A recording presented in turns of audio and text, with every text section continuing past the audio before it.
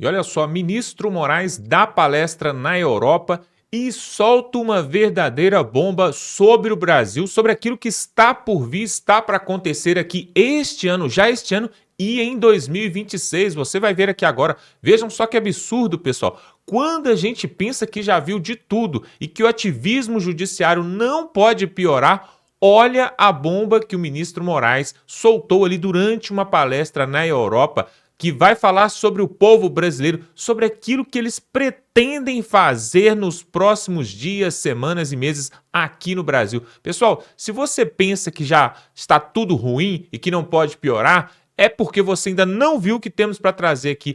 Olha só essa bomba, pessoal. É inacreditável o que está acontecendo ali em Brasília. Nós vamos mostrar isso aqui agora. Quem vai trazer para nós é o deputado Gustavo Gaia, que também ficou indignado com essa palestra que o Moraes deu ali em Portugal, na Europa, no dia de ontem. Nós vamos mostrar tudo isso aqui para você e mais, pessoal. O Deltan Dallagnol, aquele mesmo que colocou o Lula na cadeia, vai trazer algo aqui também sobre essa situação que é inexplicável. Nós não podemos aceitar esse tipo de coisa. Dá um like nesse vídeo, pessoal. E se você não está inscrito nesse canal, a oportunidade é agora. Se inscreva aqui para ver outras matérias como essa. Vamos para o vídeo e voltamos em seguida. Agora é oficial, pessoal. Pode fechar o Congresso, pode cancelar as eleições e devolver o Lula para a prisão. Sério, fecha o Congresso, transforma isso aqui no museu. Quem disse isso? Bom, se você interpretar a fala, uma das últimas falas do Alexandre de Moraes, é isso mesmo. Como vocês sabem, 150 autoridades do Brasil foram fazer um tour democrático lá em Portugal, no Gilmar Palusa, e o Alexandre de Moraes aproveitou essa viagem para fazer uma palestra na Universidade Coimbra, uma das mais antigas do mundo que fica em Portugal. Durante a sua palestra, com aquela exuberância de sabedoria e conhecimento sobre democracia, o Alexandre de Moraes proferiu uma das suas declarações mais difíceis de compreender. Porque até então eu acreditava que democracia era o governo do povo. Poderia ser tanto pelo executivo, porque ali está o presidente, que é eleito pelo povo, quanto pelo legislativo, porque ali estão os representantes eleitos pelo povo. Eu nunca fiquei sabendo de nenhuma democracia que era liderada, que era gerida, que era organizada por pessoas que nunca receberam votos, o judiciário. Mas o Alexandre de Moraes, no seu exorbitante sabedoria, disse que Moraes diz que século XXI é do judiciário. Vamos analisar isso aqui. Durante o encerramento de um seminário realizado na Universidade de Coimbra, o ministro Alexandre de Moraes, do Supremo Tribunal Federal, disse que o século XXI é do judiciário. Frase, abro aspas. O século XIX foi do parlamento, o século XX foi do executivo e agora o século XXI é do judiciário. Porque, para Moraes, legislativo e executivo falharam na garantia dos direitos humanos. A democracia falhou na garantia dos direitos humanos. Então, nada melhor do que um poder que não foi eleito para garantir o que é direitos humanos. Então, a interpretação do que é direitos humanos, como vai ser executado, são eles que farão. É a primeira vez que eu vejo na história o grande defensor da democracia conseguir em uma frase destruir tudo que representa um Estado democrático de direito. Então é o seguinte, pessoal, não precisa fazer eleição, mas para que fazer eleição, gastar dinheiro, correr para ficar elegendo deputado, senador, presidente, se nós estamos no século do judiciário, no século do STF. Essa é a nova democracia relativa. Moraes ainda fez ainda um comentário em tom jocoso, endereçado a Michel Temer, presidente do local. De acordo com o magistrado, se há um culpado por sua atuação no STF, esse alguém é o ex-presidente, pois o MDBista o indicou ao tribunal em 2017. Quando eu fiz um vídeo falando que o maior erro que a gente cometeu foi o impeachment da Dilma, porque o impeachment da Dilma fez com que o Temer subisse ao poder e o Temer indicou Alexandre de Moraes, nenhum dano que a Dilma pudesse fazer, nenhuma crise econômica que ela pudesse colocar o Brasil seria tão grave, tão perigosa, quanto a indicação do Temer, do Alexandre de Moraes, que na época o PT se mobilizou para impedir, conseguindo uma petição com mais de 1 milhão de assinaturas. Porque o PT dizia que o Alexandre de Moraes era um ditador, chamava ele de fascista, xingava ele de todos os nomes, e nós saímos em defesa do Alexandre de Moraes. Cara, quantos erros nós cometemos na história. Mas então tá aí, pessoal, o Alexandre de Moraes, o nosso iluminado ministro do STF, a qual nós devemos ter o total respeito, afinal de contas eu não quero a Polícia Federal na minha casa amanhã, mas eu acredito que depois desse vídeo ela vai aparecer lá de qualquer maneira. Eu sei que uma das vontades, né, do Alexandre de Moraes, ele deixa isso bem claro, é prender todo mundo da direita que ainda tem a vergonha na cara de criticar as suas decisões, nunca pro pessoal, mas nas decisões, e isso não faz parte da nova democracia. Porque no século XXI, que é o século do judiciário, tá, não existe mais liberdade de expressão. O maior risco para a democracia é a opinião pública.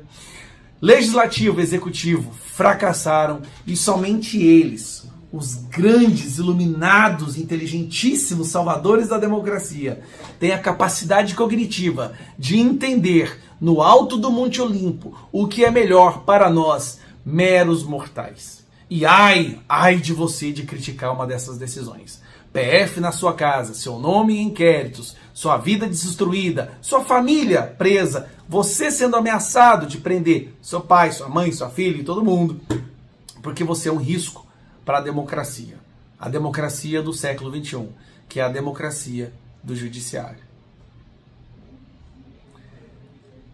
Em um mundo normal, um ministro da Suprema Corte proferindo uma frase dessa deveria imediatamente, pelo menos, sofrer uma espécie de sanção, suspensão, até mesmo impeachment.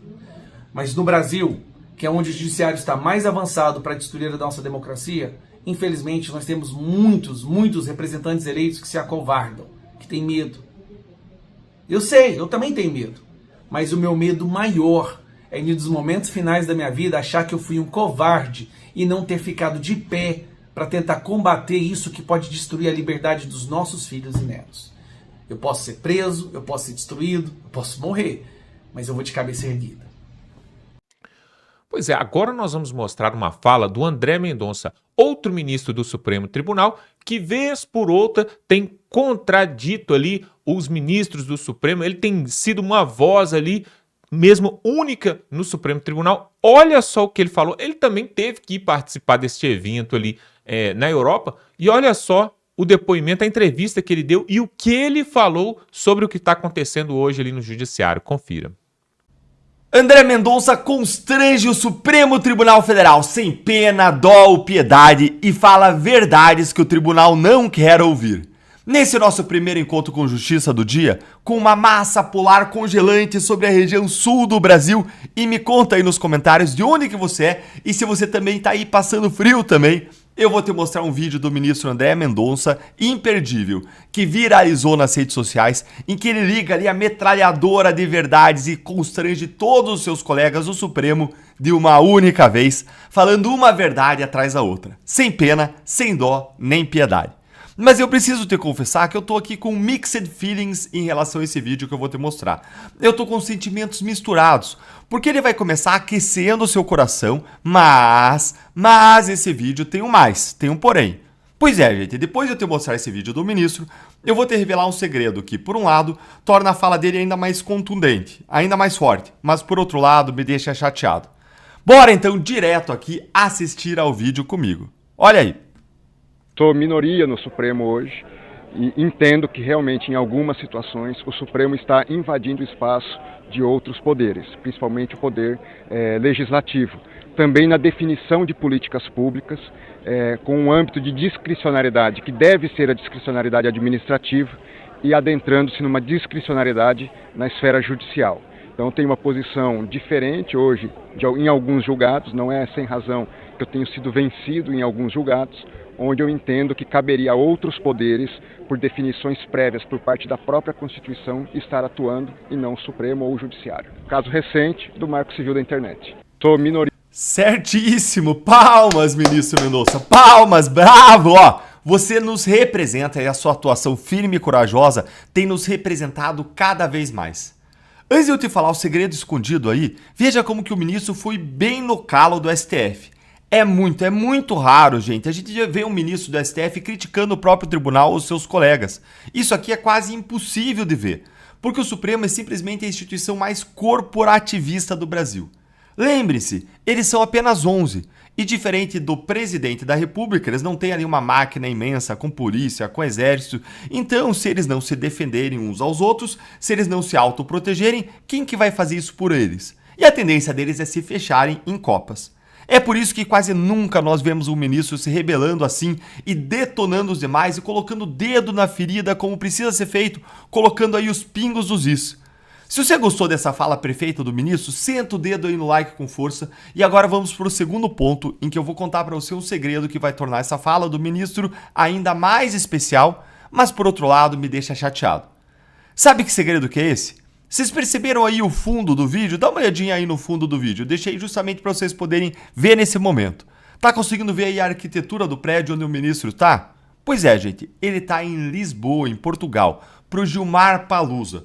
Aquele evento jurídico organizado todos os anos por Gilmar Mendes, que logo se transforma em uma verdadeira farra entre os poderes e a elite empresarial do Brasil. O que torna essa fala do ministro André Mendonça ainda mais corajosa é justamente o fato de que ele disse tudo isso lá no Gilmar Palusa. Ele não teve medo de apertar ali o calo do Supremo, de colocar o dedo na ferida justamente ali, no ninho da serpente. Isso diz muito sobre quem é o ministro André. E aí você pode questionar como eu questionei também. Poxa, Deltan, mas o que ele está fazendo aí nesse evento? E aqui vem o que me deixa mais chateado, mas deixa eu explicar isso como deve ser explicado. A gente tem que deixar bem claro uma coisa. A gente tem muitas críticas ao Gilmar Palusa e a principal delas é por conta da promiscuidade entre o público e o privado que costuma acontecer nesse tipo de evento. Mas tem também uma segunda crítica, que é a falta de transparência a respeito de quem está pagando todas essas autoridades para elas viajarem para Lisboa todos os anos. Se somos nós, os pagadores de impostos, ou se são as empresas patrocinadoras do evento. Em ambos os casos, nós temos o direito de saber. Por que, Deltan? Porque no primeiro caso, se isso aí for custeado com o nosso dinheiro, com o dinheiro público, a gente tem o direito de fiscalizar o uso dos recursos públicos e debater se devia ser gasto isso com um evento em Portugal e não um evento em Brasil. Por que não em Brasília? E no segundo caso isso aí seja tudo bancado por empresas patrocinadoras, a gente tem o direito de saber quem que são essas empresas que estão pagando, porque isso pode gerar aí conflito de interesses. Porque muitas dessas empresas patrocinadoras, se não todas, elas têm processos do interesse delas perante o Supremo. Dito isso, vamos separar os dois pontos agora, o da promiscuidade e o da transparência em relação a fontes e origens de receitas e gastos. Em relação ao primeiro ponto, da promiscuidade, dos convescotes, se tem uma pessoa que até hoje não nos deu motivo nenhum para qualquer tipo de desconfiança, que a gente nunca viu participando da farra, da promiscuidade, do relacionamento com corruptos investigados, esse é o ministro André Mendonça. O problema do Gilmar Palusa não são as palestras, eventos acadêmicos em que é super ok você ir lá e participar. Mas o problema é a pouca vergonha que acontece lá nos escurinhos, nos bastidores, entre as autoridades e os empresários, tudo regado a muito vinho do Porto e bacalhau à portuguesa. O ministro André Mendonça até hoje não nos deu nenhuma razão para acreditar que ele ultrapasse a linha da lei, quer para beneficiar amigos ou então para prejudicar inimigos, pelo contrário. E eu quero mais é que ele vá lá e solte o verbo, porque os pingos dos is precisam ser colocados, onde ele estiver, como ele brilhantemente fez aqui também no julgamento do Marco Civil da Internet. Agora, em relação ao segundo ponto, da transparência em relação aos gastos, o STF já informou em uma matéria da Folha de São Paulo, olha aqui, essa matéria aqui, o STF informou para a Folha que não está custeando a ida de nenhum ministro por Gilmar Palusa, o que significa que ou os ministros estão indo com recursos próprios, aí ok, cada um gasta o dinheiro como quer, ou organizadores e patrocinadores estão pagando os custos. Nenhum dos ministros respondeu para a Folha de São Paulo sobre quem que vai arcar com as despesas das viagens. E isso é sim um problema que a gente tem que apontar. A sociedade tem o direito de saber quem que está pagando e todos os ministros deveriam ir a público abrir essa informação, que é de interesse público. E eu não achei essa informação. Se alguém tiver aí, coloca nos comentários e se eu vier tomar conhecimento, vou postar aqui nas minhas redes. Mas saibam que vários tribunais e órgãos públicos estão pagando pelas passagens diárias para os seus integrantes irem para Portugal, o que também é uma questão que a gente precisa discutir, porque só no ano passado, apenas Câmara e Senado gastaram 600 mil reais com esse evento. E depois ainda vem o governo Lula aí querer aumentar os impostos nossos para pagar a conta. E agora eu quero ouvir a sua opinião. O que você achou disso tudo que eu te falei? Você também ficou aí com mixed feelings, com uma mistura de sentimentos como eu? Conta aí pra mim nos comentários, curte o nosso conteúdo, se inscreve no canal e clica no sininho para você não perder nada por aqui. E é claro, você é convidado a se tornar um membro do canal para receber análises exclusivas e apoiar de forma mais intensa o nosso trabalho. Um grande abraço e até o próximo vídeo. Pois é, pessoal, mas não tem mal que nunca acabe, nem bem que dure para sempre. E agora você vai ver aqui uma entrevista que o Alan dos Santos, que está ali exilado nos Estados Unidos devido à perseguição, né, aqui no Brasil, ele fez uma entrevista com o Eduardo Bolsonaro, filho de Jair Bolsonaro, que vai falar sobre aquelas sanções, né, que os Estados Unidos querem promover sobre ministros e autoridades aqui no Brasil. Preste atenção nessa novidade que o Eduardo Bolsonaro tem para trazer em primeira mão. Nós vamos mostrar isso aqui, confira. A boa notícia é que já está tudo pronto para que as sanções ocorram. Qual é a esperança que você tem do governo americano entender a gravidade das decisões do Alexandre de Moraes e a lei Magnitsky ser sancionada contra ele? A boa notícia é que já está tudo pronto para que as sanções ocorram, né? Toda a burocracia ela já foi feita e elas só não saíram ainda, né, por conta dessa prioridade que está se passando agora da guerra de Israel com o Irã, que está tendo apoio dos Estados Unidos. Deus queira esteja indo para o final, né, depois de destruir as bases nucleares do Irã, tornando o mundo um lugar mais seguro. E então a gente está buscando um espaço para que seja dada essa atenção ao Brasil, né? A gente sabe que o Irã é o risco de uma guerra nuclear, é o risco de dragar o mundo para uma terceira guerra mundial, mas o Brasil também, a cada momento que você deixa para depois de sancionar o Moraes, você vai dando uma janela de oportunidade para o regime se consolidar. Vê agora, né, essa semana, uma decisão falando que as empresas de rede social serão responsáveis por aquilo postado pelos usuários, algo que vai ter repercussões bizarras, né? Essa institucionalização da censura à la China, isso daí vai ter repercussão bizarra, e só ocorreu porque o Alexandre de Moraes está confortável encabeçando esse movimento.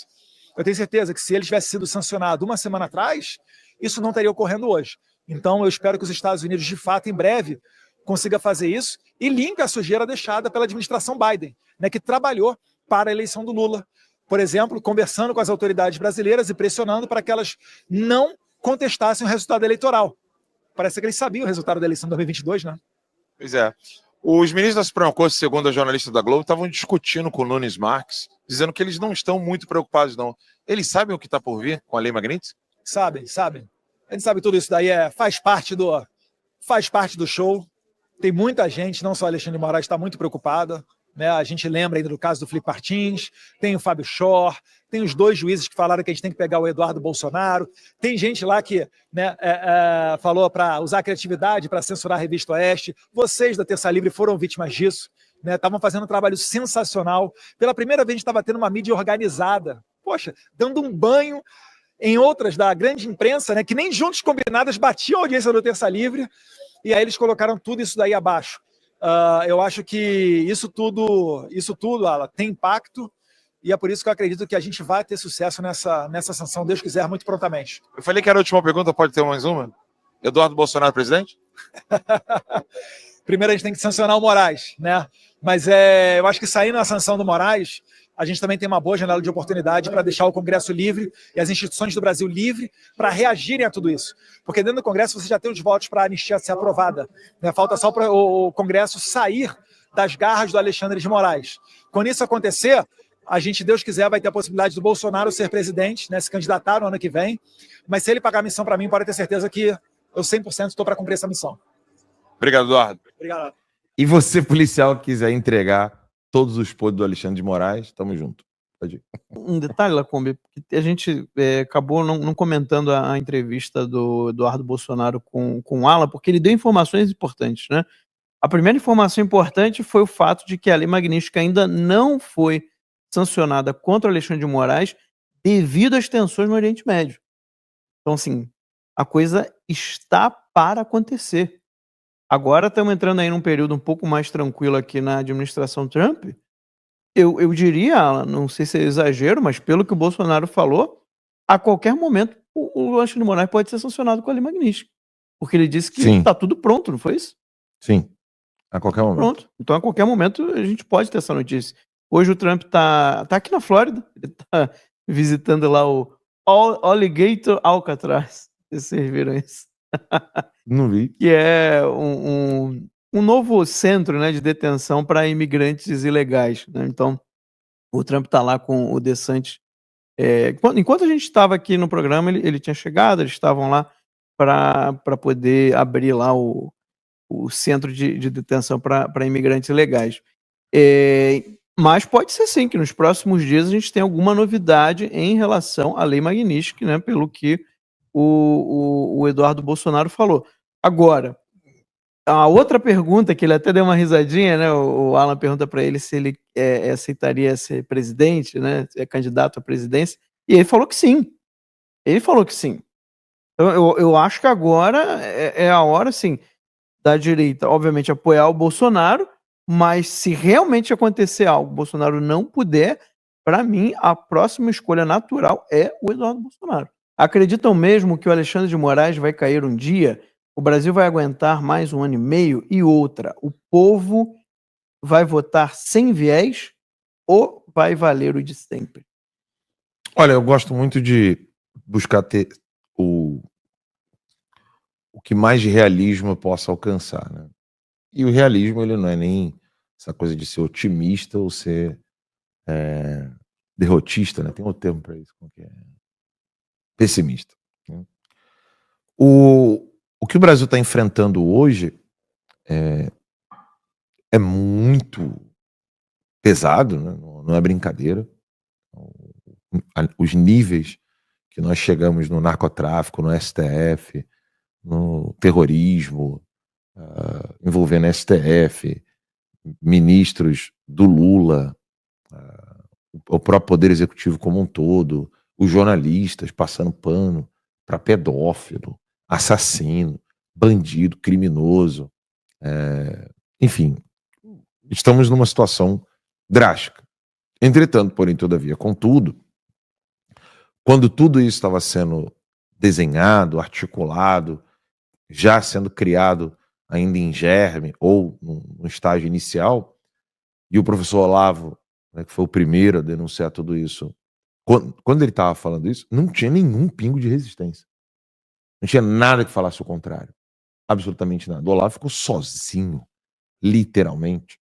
Literalmente. Não tinha uma voz com ele. Sozinho. Hoje, a gente vê o eco da voz do professor Olavo em várias atividades. Óbvio que esse eco, muitas vezes, ele não consegue reverberar como deveria por burrice de quem está querendo dar eco à voz do professor Olavo na política. Então, os políticos, por teimosia, burrice, não conseguem afiar a faca para poder cortar melhor o queijo. Melhor dizer assim. Mas algo está sendo feito e está sendo feito com maestria por muitos, como, por exemplo, o trabalho do professor Gurgel, né, com literatura, e outras pessoas que estão trabalhando na área da educação. Isso é o que realmente muda todo o cenário, não é na política eleitoral. De modo mais pragmático, né? O Alexandre de Moraes, a lei Magnitsky, demorou 5 anos para o Olavo ser ouvido por eles. O Olavo falou da lei Magnitsky em 2020. 2020. Nós estamos em 2025. Começou-se a falar da lei Magnitsky no ano passado, como cogitação. A lei Magnitsky até 2022 era piada. Entre a direita, não estou nem falando dos jornalistas. Era piada interna na direita. Eu ria, falava, ainda eu vi alguma pessoa no chat que o Max falou da lei Magnitsky. Não, esquece isso aí, Max. Não vai rolar, não. Óbvio, a pessoa está expressando um sentimento, mas o Max não pode ficar expressando sentimento, porque ele fala com gente que está falando na Casa Branca.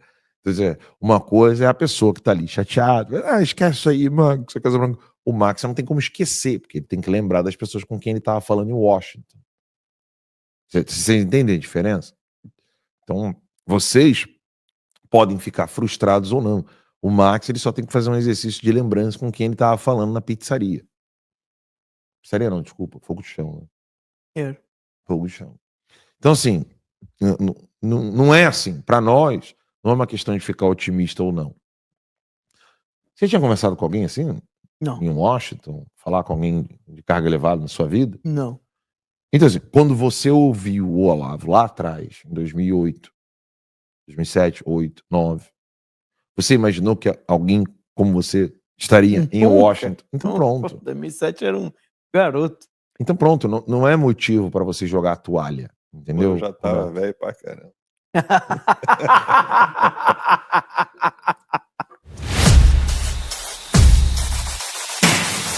Pois é, tudo isso que tem acontecido, pessoal, na verdade, só tem um culpado. E nós sabemos quem é: Michel Temer. Isso mesmo. Se o Michel Temer não tivesse indicado o Moraes, nada disso teria acontecido. Talvez, até mesmo Jair Bolsonaro estaria na presidência do Brasil até hoje. É verdade. E aí, se a gente for desenrolar, for puxar, né, as coisas para trás assim, a gente vai ver.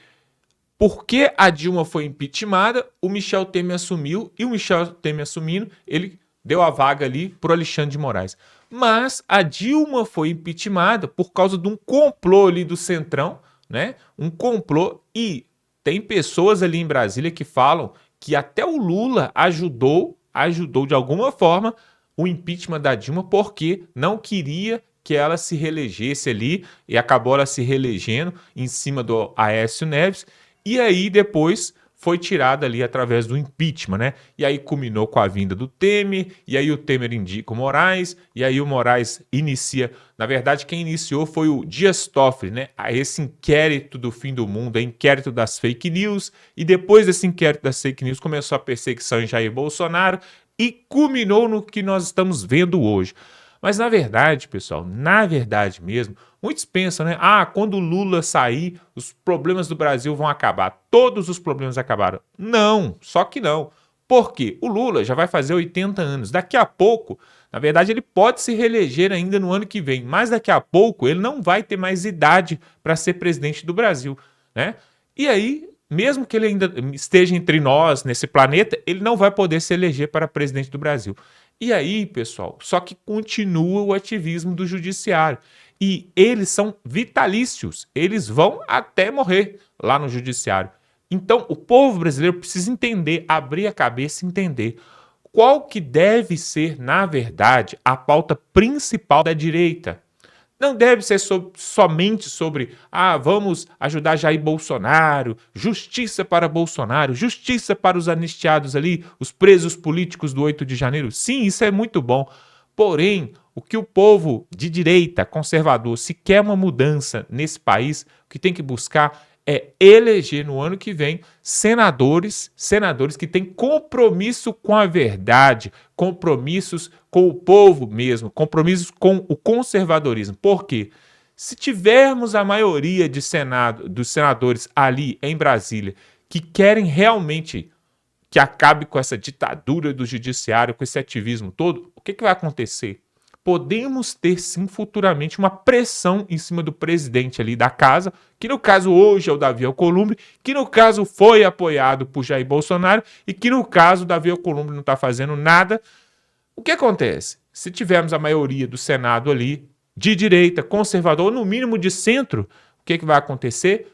Pedidos de impeachment a ministros do Supremo podem passar. Agora, hoje não passa porque muitos senadores, muitos deputados também na Câmara, como disse o próprio Silas Malafaia ali na Avenida Paulista no último domingo, muitos senadores e deputados estão prostituídos, ou seja, eles se vendem, por isso não colocam em pauta pedido de anistia, não colocam em pauta pedido de impeachment, e tudo isso fica travado em Brasília.